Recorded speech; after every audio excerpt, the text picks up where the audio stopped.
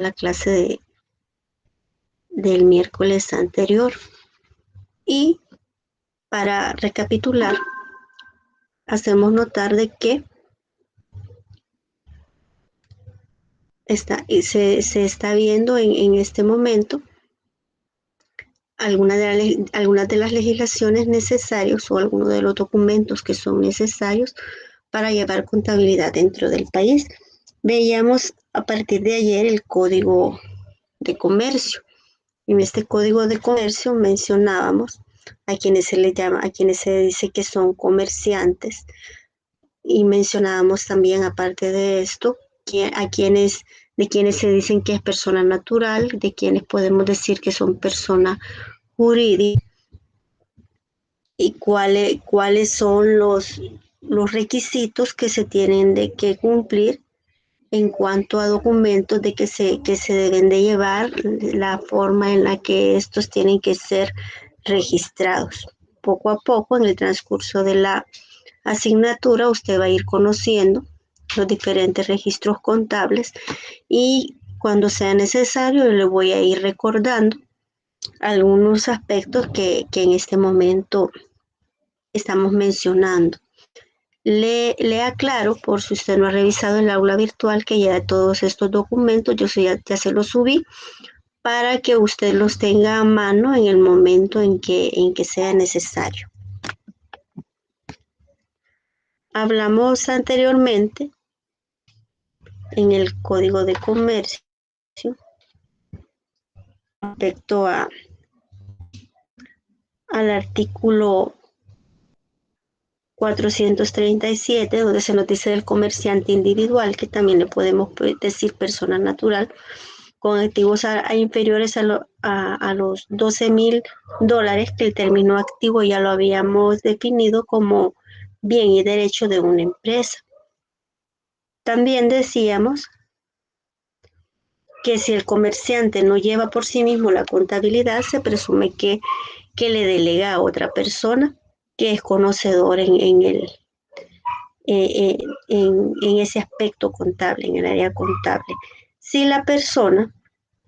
el comerciante individual tiene un activo superior a los $12,000, sí ya se le va a pedir que lleve contabilidad con los diferentes profesionales contables, ya sea que tengan la licenciatura o estén ejerciendo la contabilidad, pudiendo ser bachilleres o tenedores de libros, que el término tenedores de libros es con el que se reconocía anteriormente a los contadores. Tienen que tener un título que les reconozca como tales. Ya en el artículo 438 se nos menciona los registros obligatorios que debe de llevarse. Se tiene que tener un libro empastado o en hojas separadas. En general es más recomendable que tenga un libro empastado. Y este libro empastado tiene que tener sus hojas, tienen que estar sus hojas foliadas. Cuando se dice que estén foliadas y se dice que también deben de estar autorizadas, en realidad a lo que se está refiriendo es que cada una de las páginas, al revés y al derecho, tienen que tener sello de contador y tienen que estar debidamente numeradas. Al inicio de este libro deberá de tener la autorización de contador que esté a la vez autorizado para poder realizar este tipo de trabajos, y en el libro se va a mencionar todos los datos correspondientes al comerciante individual en sí y a todos los datos que correspondan a su empresa. La hoja de cada libro deberá ser numerada, vea, como se lo acabo de mencionar, firmada y sellada. Y la oficina que ejerza la vigilancia de Estado fiscalizará el cumplimiento de esta obligación. Quiere decir de que probablemente usted, cuando empiece a llevar contabilidad, no nos vayamos a la contabilidad formal, sino que a la contabilidad informal. Que decir que alguien va a llevar contabilidad informal en realidad implica que usted solamente va a hacer registro de IVA, los 3 libros que le mencionaba ayer, los 2 libros de ventas y un libro de compras. El libro de ventas a consumidor final y el libro de ventas a crédito fiscal. y el libro de compra de crédito fiscal también. Pero estos 3 libros tienen que estar debidamente sellados por contador autorizado, ¿verdad? Y con las hojas numeradas, como debe de ser. Inclusive, si usted decide llevar el IVA en digital, en algún momento esas hojas se tienen que imprimir y las hojas que usted imprima, quiere decir el papel, ya tendría que tener ese sello específico, o sea, de que no son hojas cualquiera, sino que hojas que usted ya va a tener guardadas con el número y el sello que corresponde. En algún momento puede ser verificado por el Ministerio de Hacienda que usted tenga estos documentos. En el artículo 449 se nos dice que el comerciante debe asentar sus operaciones diariamente y llevar su contabilidad con claridad en orden cronológico, sin blancos, interpolaciones, raspaduras. También esto lo habíamos mencionado y en realidad lo que está buscando Hacienda es de que usted realmente registre todo aquello que verdaderamente ocurre en la operatividad de su empresa. Con esto ellos lo que están buscando es que usted realmente anote sus verdaderos ingresos y egresos y a partir de esto no vaya a evadir. Así sinceramente, ellos están procurando evitar la evasión de impuestos. En el artículo 440 se señala que las disposiciones del capítulo 436, 38 y 39 son aplicables a todos los registros que por ley deben llevar los comerciantes, aunque no sea de contabilidad. Es lo que le mencionaba hace un rato. Independiente de que usted lleve una contabilidad formal en la cual de manera mensual tenga que elaborar estados financieros, si solamente le toque llevar el IVA, el hecho de tener que llevar los documentos ordenados, firmados y sellados, se le va a solicitar o se le va a exigir a todas las empresas. Vuelvo a aclarar que estamos trabajando o visualizando directamente el Código de Comercio, porque a partir de esto usted puede ver que no hay ninguna alteración a los artículos que estamos mencionando en estos casos. Vemos en el artículo 441 que el comerciante deberá establecer el cierre de cada ejercicio fiscal, la situación económica de su empresa, la cual mostrará a la vez a través del balance general y el estado de pérdidas y ganancias. En su momento vamos a encontrarnos con los estados financieros. Ustedes ya lo van a conocer en las próximas semanas, el balance inicial para ser más clara. Y en estos estados financieros, en realidad lo que se busca es ver lo que ocurre en la empresa.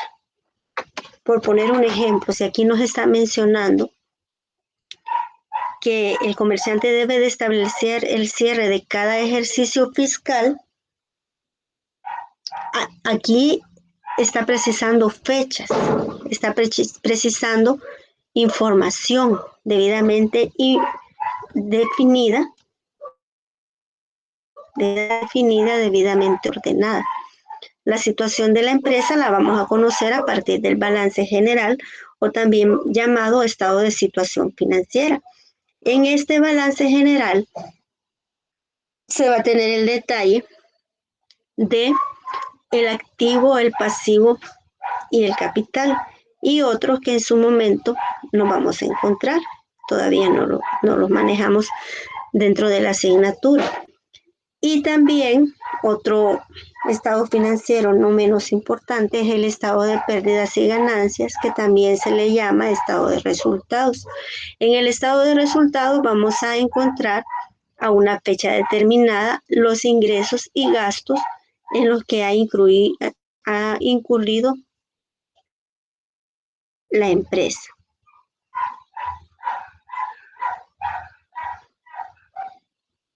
Todos estos estados financieros deben ser un contador público autorizado. Cuando se dice autorizado, en realidad lo que se está diciendo es que el contador público debe de contar, valga la redundancia, con un sello que acredite que él realmente es contador y está autorizado a partir del sello para poder ejercer. Veamos acá en el artículo 442, el registro de estados financieros, lo que debe de contener. Debe de contener los balances generales ordinarios, quiere decir los que se hacen de manera mensual. El balance general extraordinario, si en algún momento se nos puede pedir algún balance general y se debe de presentar, ya sea que se practique por liquidación anticipada del negocio, suspensión de pagos o quiebra, o por disposición de la ley o por voluntad del comerciante. En otras clases le hemos mencionado que de enero y termina el 31 de diciembre. Pero esa contabilidad podría verse interrumpida por diversos factores, como podría ser quiebra de la empresa, murió el principal de la empresa. Cuando digo principal me estoy refiriendo al propietario de la organización, entre otros. Y esto no necesariamente va a pasar hasta el 31 de diciembre, podría pasar a mitad del año o a inicio del año. Y esto va a hacer de que cerremos con anticipación el periodo contable. Ahí, en ese caso, es que presentaríamos un balance general extraordinario.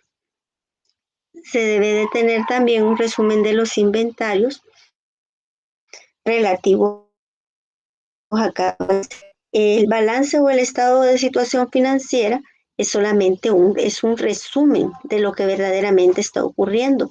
Y dentro de los términos que vamos a ocupar en el balance, todavía no estoy utilizando algún lenguaje técnico que usted poco a poco va a ir retomando. Yo en este caso le digo algunos términos, pero más adelante vamos a decir algunas cuentas. Un término o cuenta de un balance financiero o un balance un balance general son los inventarios, pero esa palabra inventario junto con el valor monetario que se presenta en el estado financiero viene solamente a resumir otra información que se presenta en registros un poquito más complejos. Y en esos registros complejos, en realidad lo que nos presenta es información que podemos comprobar en algún momento de manera física. Si se nos dice que en el inventario tenemos $8,000 en mercadería, esos $8,000 en mercaderías tendrían que ser verificables. ¿Verificables qué? En los registros y cuando vayamos a contar directamente esa mercadería. Por eso la importancia de las facturas que debemos de cuidar. Luego tenemos el resumen de las cuentas que se agrupan para formar los renglones propios del balance. Siempre tiene que ver con la anterior. Usted va a ver en estos días, va a conocer algunas cuentas que le voy a mencionar en este momento. Una es efectivo y equivalente. Dentro de efectivo y equivalente usted se va a encontrar con la caja, se va a encontrar con el banco, pero específicamente el banco es en realidad un resumen de todo.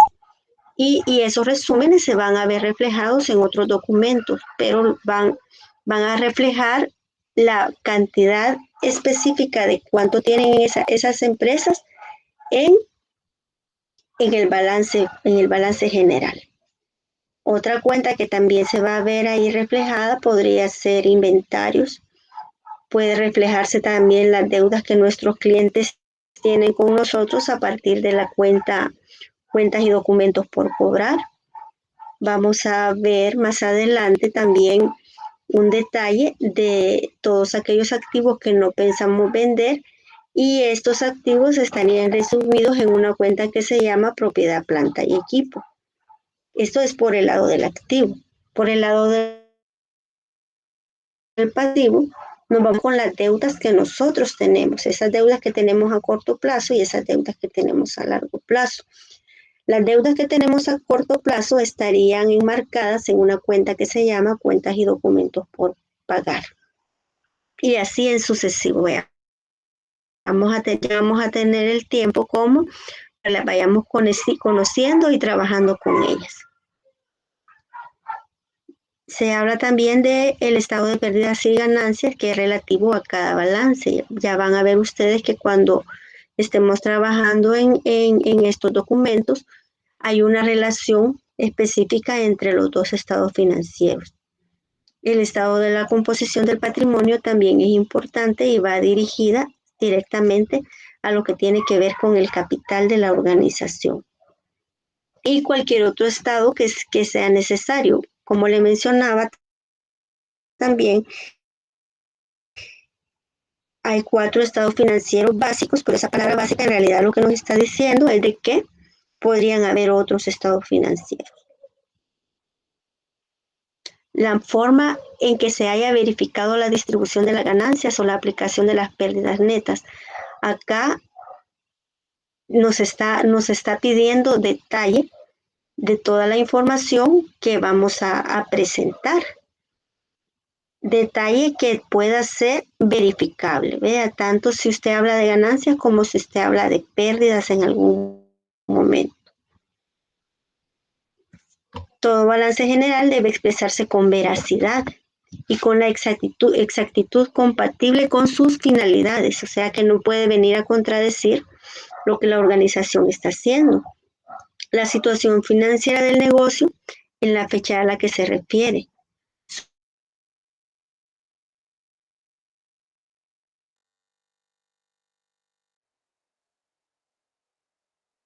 Su renglón como base las cuentas y criterios de estimación emitidos en su defecto por las normas internacionales de contabilidad. O sea, de que en cualquier momento usted, por muy pequeño que sea el estado financiero y tal vez usted agregue la cantidad más ínfima o más insignificante de dinero, ese estado financiero tiene que estar elaborado de acuerdo a la normativa contable vigente.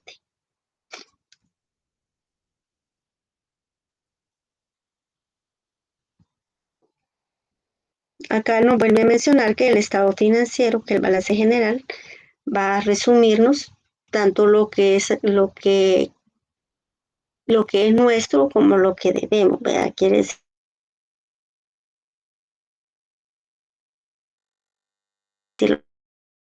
los activos y las reglas que dicta el Consejo de Vigilancia o de la profesión contable, de que el Código de Comercio hay ciertas cosas que nos las menciona cada rato como para que no se nos olvide, ¿verdad? Para que no vayamos a decir, ay, mire, pero usted no me dijo, lo acabamos de ver en un artículo anterior y acá nos lo vuelve a mencionar. Los estados financieros se hacen de acuerdo a normativa internacional vigente y a normas nacionales también, a todo lo que tiene que ver con El Salvador. En el caso que no hubiera concordancia entre las reglas anteriores y dependiendo de la naturaleza del negocio de que se trate, así como de la existencia de bolsa de valores o bolsas de productos, se deberá observar las normas establecidas especiales.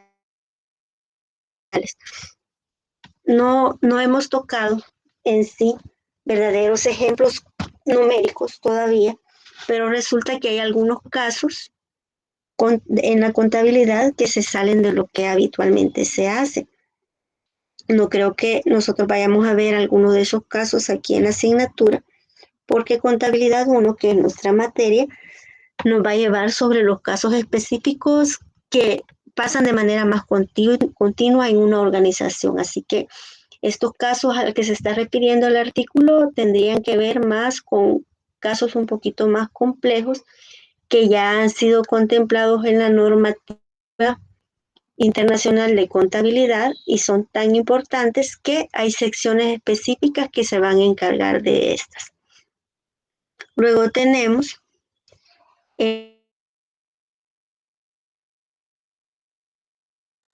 artículo 5, es lícito reevaluar los bienes que figuran en el balance, si tal resolución se justifica por las condiciones reales del mercado, a excepción de la materia prima, productos, mercancías, siempre que el propio balance figure con toda claridad. Una reserva que haga constar la reevaluación. Las sociedades constituyen esta reserva, no podrán disponer de ella sino en el momento de la liquidación o al vender los bienes revaluados. Más adelante vamos a volver a retomar este capítulo para que usted se recuerde que ya el Código de Comercio nos lo está especificando.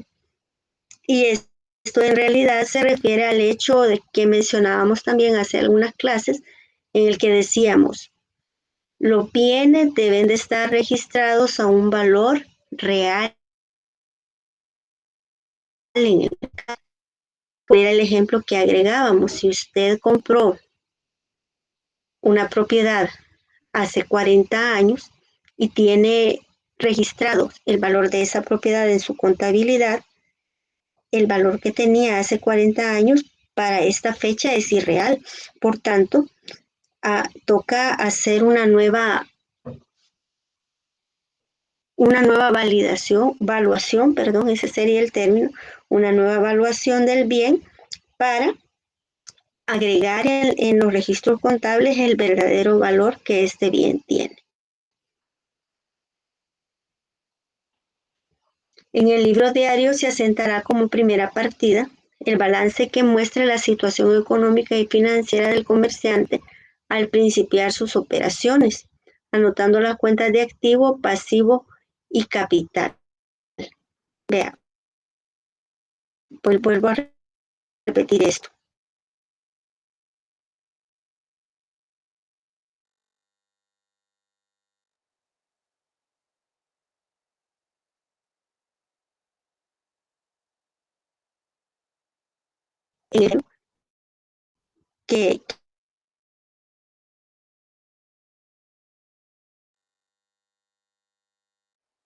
Que estos creo que lo vamos a volver a también, porque todo lo que nos menciona el Código de Comercio ya después se hace palpable en los registros que muestra la situación económica y financiera. Al principio, en un momento, yo le voy a enseñar a usted cómo se debe de hacer esto. Dientes a las operaciones que haga el comercial vamos a retomar más adelante. Es más, para que no se me pierdan en cuanto a qué cosas estoy mencionando y a lo mejor ustedes desconocen, vamos a trasladar al artículo 447 y se dice aquí que se debe de constituir una provisión o reserva para proveer el cumplimiento de las obligaciones que respecto a su personal tendrá el comerciante en virtud de la ley o de los contratos de trabajo.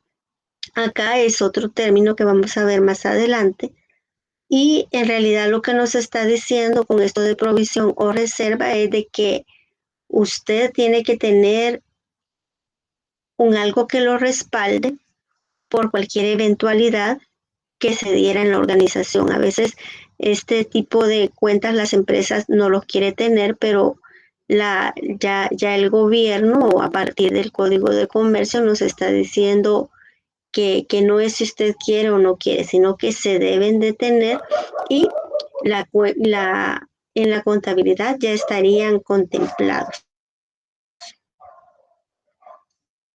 Vamos a pasar para que le descansen un poquito de este documento, porque quizás se le haga un poquito más conocido, y es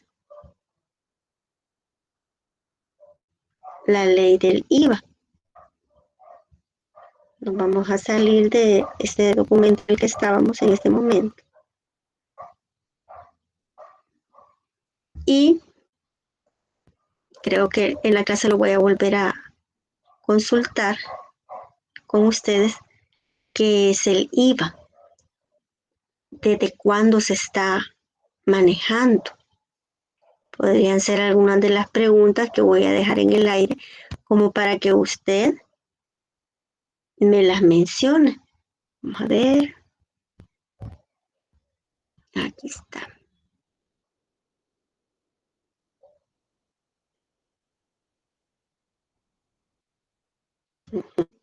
Acá está la ley del IVA. Vemos el primer artículo sobre esta ley, que antes de continuar volvería a decir que la ley del IVA nos concierne a todos y usted lo va a ver reflejado o no en las compras que realice usted mismo o realice alguien más, porque déjeme decirle de que el valor del IVA no solamente es un pago que concierne a las empresas, también a nosotros que no tenemos una empresa establecida, nos toca desembolsar el IVA y lo podemos encontrar en diferentes tipos de bienes que yo le voy a mencionar más adelante, ya siendo un poquito más específico con ejemplos numéricos. Veamos el primer artículo y en él nos dice: en la presente ley se establece un impuesto que se aplicará a la transferencia, importación, internación, exportación y al consumo de los bienes muebles corpóreos. Quiere decir, volvamos al nombre del impuesto en sí: impuesto a la transferencia de bienes muebles. Vea, quiere decir que son bienes que se pueden mover. ¿Qué tipo de bienes no entrarían aquí?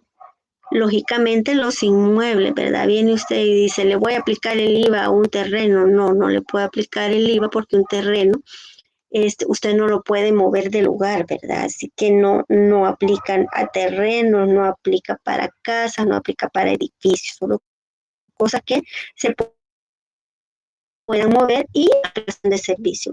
Vea qué importante, y que estemos bien al tanto del nombre que tiene. Nosotros decimos impuesto al valor agregado o impuesto a la transferencia de bienes muebles y a la prestación de servicios. Y estaríamos hablando del mismo impuesto. Vuelvo al artículo 1, en el que nos dice que también se refiere a la exportación y al consumo de los bienes muebles corpóreos. Prestaciones, importaciones, internaciones, exportaciones otra vez, y el autoconsumo de servicios de acuerdo a la misma. Y vamos a ver cada uno de los términos cuando usted ya tenga un poquito más de duda y se anime a preguntarme en la próxima clase. Veamos en el artículo 2. En él nos dice que este impuesto se aplicará sin perjuicio de la imposición de otros impuestos que graven los mismos actos o hechos, tales como la producción, la distribución, transferencia, comercialización, importación e internación de determinados bienes y la prestación, importación e internación de ciertos servicios. ¿Qué nos está diciendo con esto? Que a pesar de que usted ya esté pagando otro impuesto, usted siempre va a tener que pagar el IVA.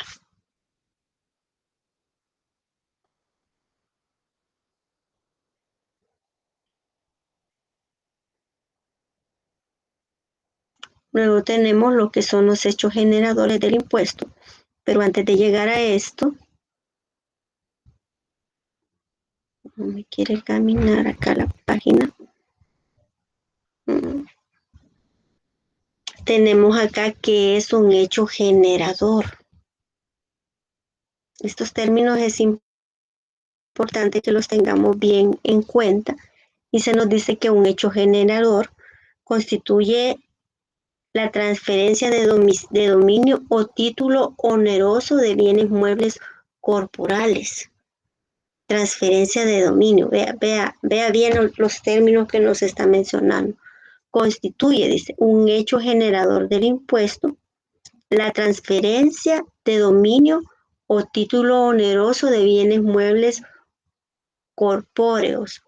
En esa transferencia de dominio, en realidad me está diciendo de que una persona que tiene un bien transfiere. Tener un bien significa que tiene un derecho, tiene un activo, podríamos decir, ya hablando en términos contables, transfiere el derecho de uso o usufructo de ese bien a un tercero. Y a partir de que se da esa transferencia, o si usted quiere, en vez de ponerlo así para que vaya más de acuerdo con lo que hasta el momento conocemos, la persona le entrega un bien y recibe por este bien un pago o recibe otro bien. Si es que si lo queremos ver a lo que generalmente le llamamos trueque, prácticamente eso es lo que está ocurriendo aquí. Cuando ocurre esa transferencia de bienes en ambas direcciones, en realidad ahí se está diciendo que está ocurriendo un hecho generador, algo que va a producirle ganancia a ambas partes, sobre todo a la persona que está vendiendo, podríamos decir, porque es la que va a tener que va a recibir su propio dinero, pero aparte de recibir el dinero, también va a recibir el impuesto. Y vea, ese término de impuesto lo deberíamos de manejar la mayoría y vamos a hacernos un poquito a hablar directamente de los artículos y vamos a hablar más libremente, si es que así lo podemos decir. Un impuesto es algo que se impone, como bien su nombre lo dice. Y eso de imponerse no está sujeto a voluntad de una persona. Así que cuando se da ese hecho generador o ese hecho de vender a alguien más, quiere decir transferir el derecho sobre un bien, el Ministerio de Hacienda o el gobierno, si así lo queremos ver, ha, ha tenido a bien hacer que la persona que nos vende un bien sea la misma persona que nos va a cobrar ese gobierno. Es un impuesto que va a transferirse en su momento a las autoridades respectivas. En este caso, va a llegar a las arcas del Ministerio de Hacienda, que con este impuesto tendría que trabajar en las diferentes acciones o encubrir las diferentes necesidades que la población pueda tener. Pero, volviendo otra vez al mismo ejemplo del artículo 4, acá lo que va a ocurrir es de que vamos a pagar el bien al vendedor, pero también le vamos a pagar el impuesto. Ya el Ministerio de Hacienda lo ha determinado de esta manera.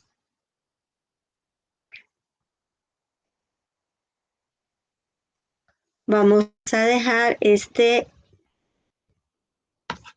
documento para que ustedes le hagan una lectura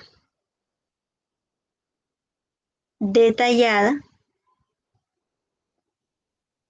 de, de esta parte de los hechos generadores, para que me diga cuáles son los conceptos de bienes muebles y corpóreos, cuál es el concepto de transferencia y en general vamos a tratar en la próxima clase. También voy a necesitar que me hablen un poquito de lo que es la ley de la renta. Aclaro que les estoy dejando pero no quiero decir que con solos al momento de poderles explicar, ¿verdad? Estos términos. Esta clase lo vamos a volver a retomar en una parte de ella para que usted vea la relación que hay entre la ley y las partes numéricas. Aclaro también que no solo vamos a estar hablando de leyes de manera de corrido, podríamos decir, sino que vamos a estar dividiendo la clase entre las áreas numéricas y las áreas de leyes para que usted vea realmente cuál es la relación que entre estas hay. Así que, ¿cuál sería la tarea? Que me vaya a revisar, en primer lugar, la ley del IVA y creo que la ley de renta sí se la dejaría para la próxima semana. Nos quedaríamos en esa ley por el momento. Vea usted que la ley La ley del IVA, veamos, no tiene muchas páginas hasta donde yo recuerdo, así que no es una tarea imposible que me le vayan a dar una revisadita y que también la tengan a mano el día que lleguemos a la clase.